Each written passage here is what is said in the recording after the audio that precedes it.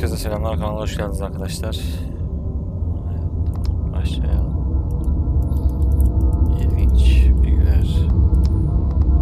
Seçeneklere bakalım öncelikle.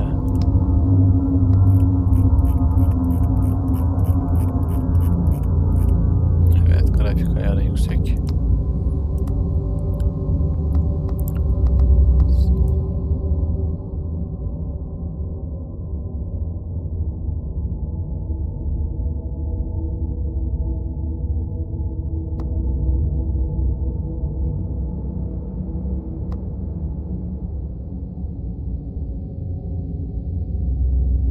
Sanat çekelim.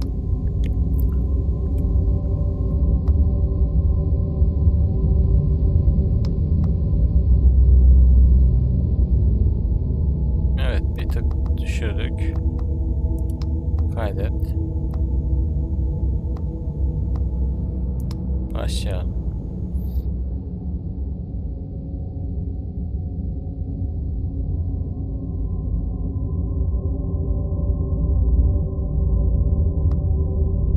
Writing this under an appreciable mental strain, since by tonight I shall be no more.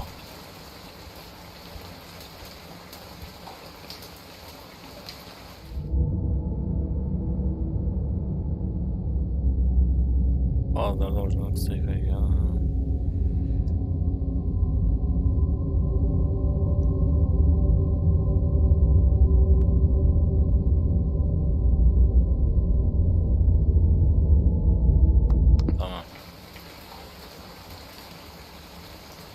Şimdi şu ses ayarını bir tık daha düşürmemiz lazım. 65.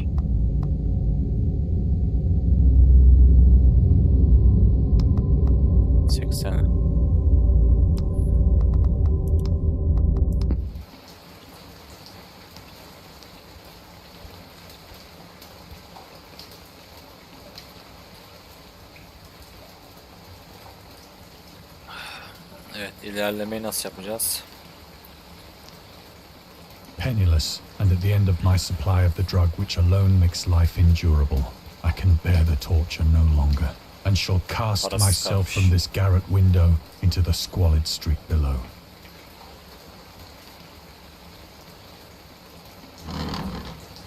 Do not think from my slavery to morphine that I am a weakling or a degenerate.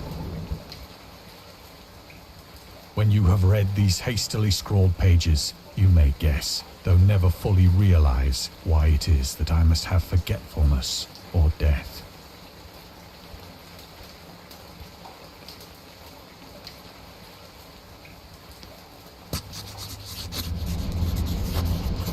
It was in one of the most open and least frequented parts of the broad Pacific that the packet of which I was supercargo fell a victim to the German sea raider.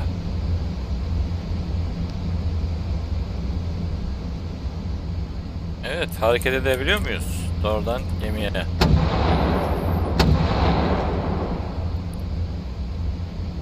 The Great War was then at its very beginning, and the ocean forces of the Hun had not completely sunk to their later degradation.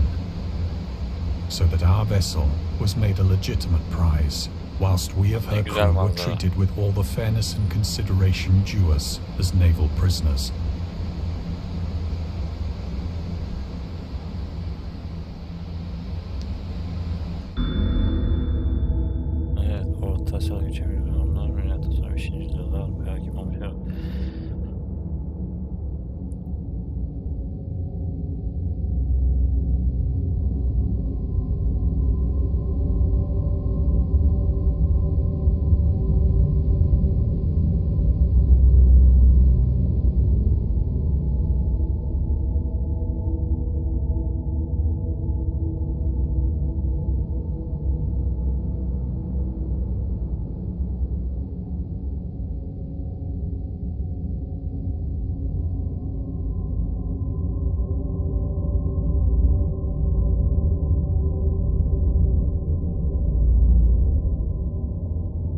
Alman adının Çin'de öyle bir yayın ki diyor. Esir almayı reddetmek 1899 yılında toplanan 1. Lahey Sözleşmesi'nde verilen savaş kanununun açık bir ihlalıydı. Evet.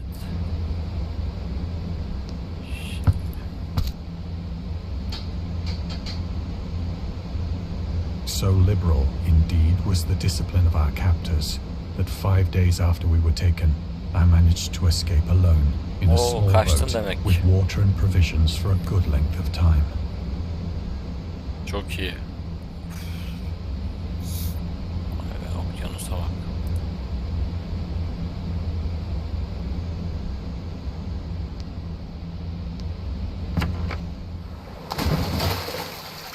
Atladık gidiyoruz. When I finally found myself adrift and free, I had but little idea of my surroundings. Evet, kayıkla açıldık. Never a competent navigator, I could only guess vaguely by the sun and stars that I was somewhat south of the equator. Of the longitude, I knew nothing, and no island or coastline was in sight. Nereye kaçacağız?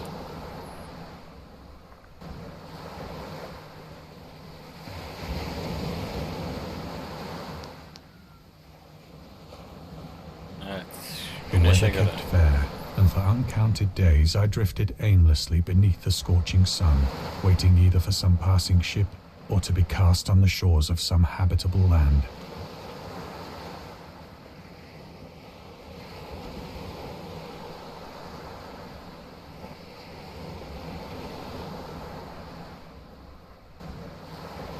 Evet, bir gemi yok mu ya?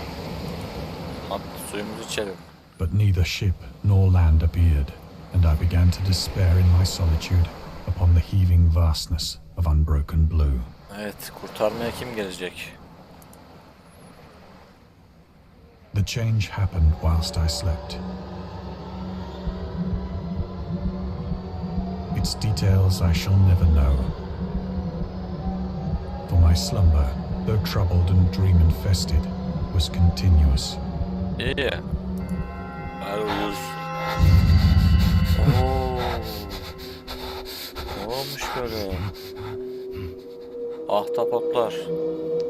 When at last I awoke, it was to discover myself half sucked into a slimy expanse of hellish black mire, which extended about me in monotonous undulations as far as I could see, and in which my boat lay grounded some distance away. Evet, sandal orada. Though one might well imagine that my first sensation would be of wonder at so prodigious and unexpected a transformation of scenery, I was in reality more horrified than astonished. For there was in the air and in the rotting soil a sinister quality which chilled me to the very core. The region was putrid with the carcasses of decaying fish and of other, less describable things which I saw protruding from the nasty mud of the unending plain. Perhaps I should not hope to convey in mere words the unutterable hideousness that can dwell in absolute silence and barren immensity. There was nothing within hearing and nothing in sight save a vast reach of black slime. Yet the very completeness of the stillness and the homogeneity of the landscape oppressed me with a nauseating fear.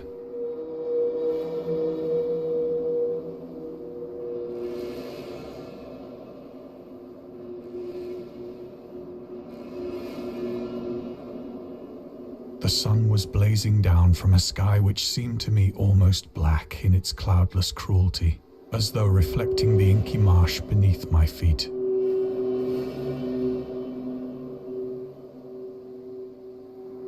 Evet, buradan şimdi gidebilir miyiz o tarafa doğru? Kayığımıza gidelim. As I crawled into the stranded boat, I realized that only one theory could explain my position.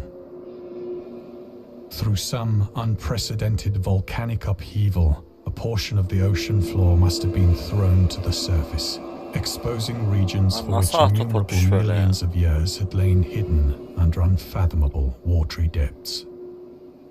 So great was the extent of the new land which had risen beneath me that I could not detect the faintest noise of the surging ocean, straining my ears as I might. Balçık gibi olmuş oralar. Nor were there any seafowl to prey upon the dead things. Kuş da yok.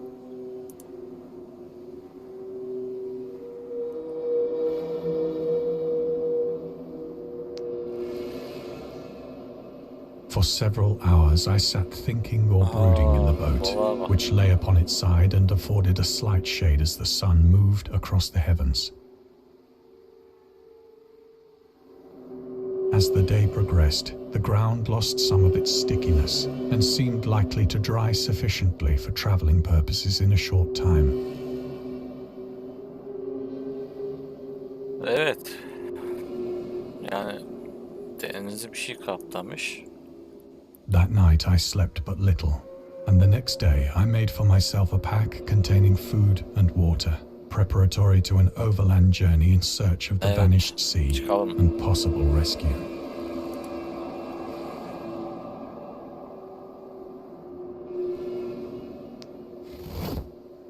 On the third morning, I found the soil dry enough to walk upon with ease.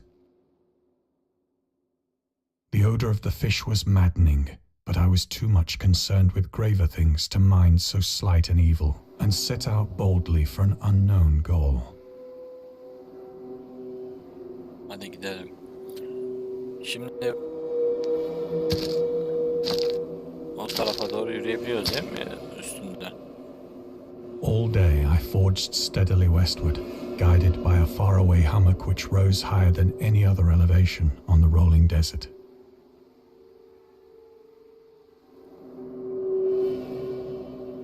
Tepeciye doğru yürüyelim.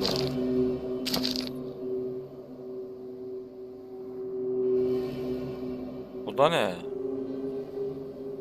Balinaya benziyor.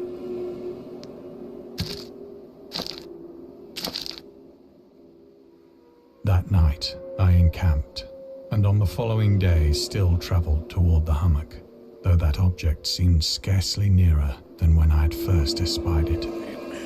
Solucan mı? Nasıl bir şeymiş böyle? Şu tepeye doğru devam edelim.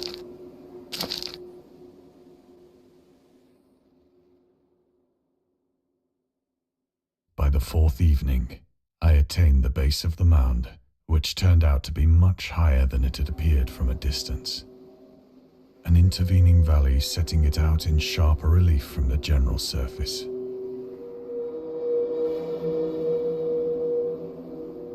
Too weary to ascend, I slept in the shadow of the hill.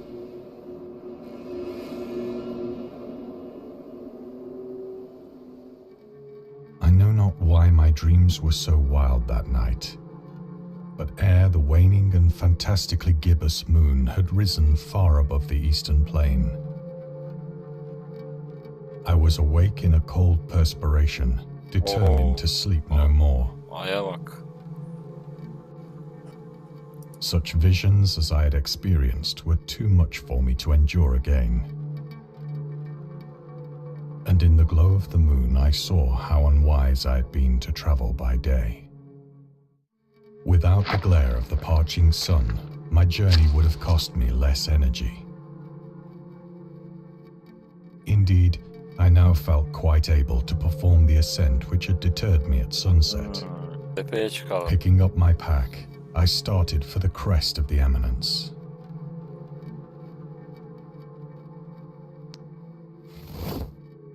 I have said that the unbroken monotony of the rolling plain was a source of vague horror to me.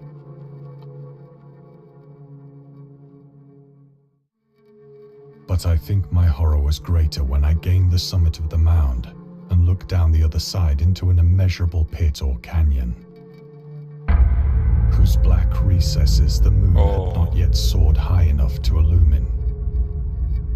I felt myself on the edge of the world, peering over the rim into a fathomless chaos of eternal night. Through my terror ran curious reminiscences of Paradise Lost,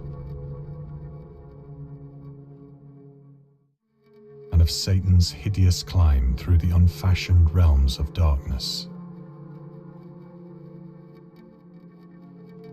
As the moon climbed higher in the sky, I began to see that the slopes of the valley were not quite so perpendicular as I had imagined.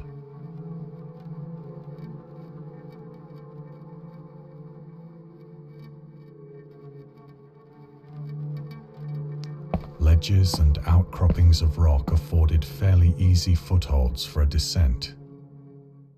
Basamaklar. Whilst after a drop of only a few hundred feet, the declivity became very gradual. İnelim oradan. Urged on by an impulse which I cannot definitely analyze, I scrambled with difficulty down the rocks and stood on the gentler slope beneath, gazing into the Stygian deeps, where no light had yet penetrated. All at once, my attention was captured by a vast and singular object on the opposite slope, which rose steeply about 100 yards ahead of me. An object that gleamed whitely in the newly bestowed rays of the ascending moon. Nesne parlıyor.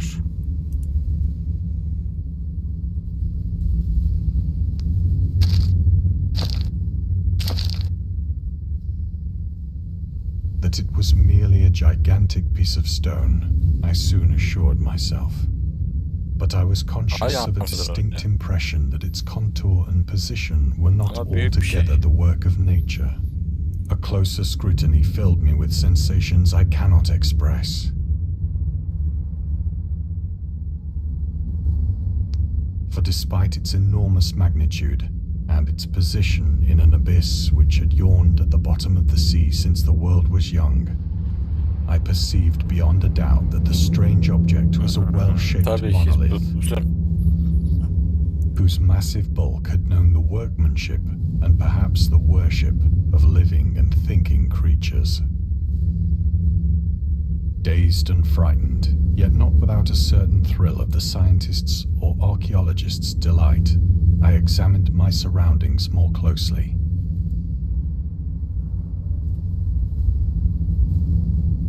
Burada neler var?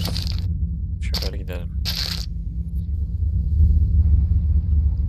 The moon, now near the zenith, shone weirdly and vividly above the towering steeps that hemmed in the chasm. Böyle bir işaretler var orada.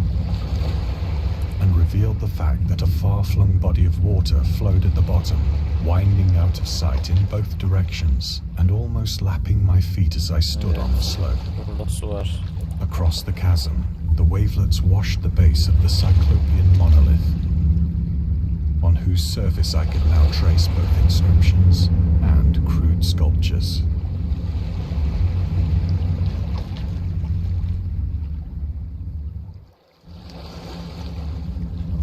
The writing was in a system of hieroglyphics unknown to me and unlike anything I'd ever seen in books, consisting for the most part of conventionalized aquatic symbols such as fishes, eels, octopi, crustaceans, mollusks, whales, and the like. Several characters obviously represented marine things which are unknown to the modern world, but whose decomposing forms I had observed on the ocean-risen plain.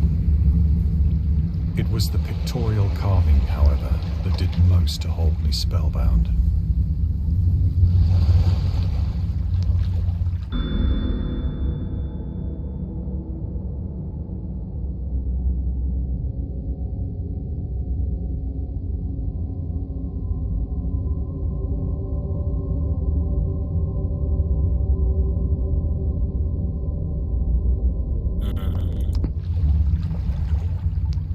Plainly visible across the intervening water, on account of their enormous size, were an array of bas-reliefs whose subjects would have excited the envy of a Doré. I think that these things were supposed to depict men, at least a certain sort of men, though the creatures were shown disporting like fishes in the waters of some marine grotto, or paying homage at some monolithic shrine which appeared to be under the waves as well. Of their faces and forms I dare not speak in detail, for the mere remembrance makes me grow faint. Grotesque beyond the imagination of a Poe or a Bulwer, they were damnably human in general outline, despite webbed hands and feet, shockingly wide and flabby lips, glassy, bulging eyes, and other features less pleasant to recall. Curiously enough, they seem to have been chiseled badly out of proportion with their scenic background. for one of the creatures was shown in the act of killing a whale, represented as but little larger than himself. Balinayı mı öldürmeye çalışıyor? Aa, evet. I remarked, as I say, their grotesqueness and strange size, but in a moment decided that they were merely the imaginary gods of some primitive fishing or seafaring tribe. Some tribe whose last descendant had perished eras before the first ancestor of the Piltdown or Neanderthal man was born.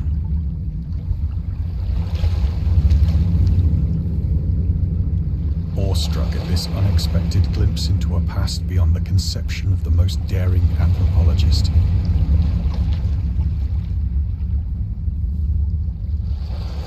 I stood musing whilst the moon cast queer reflections on the silent channel before me.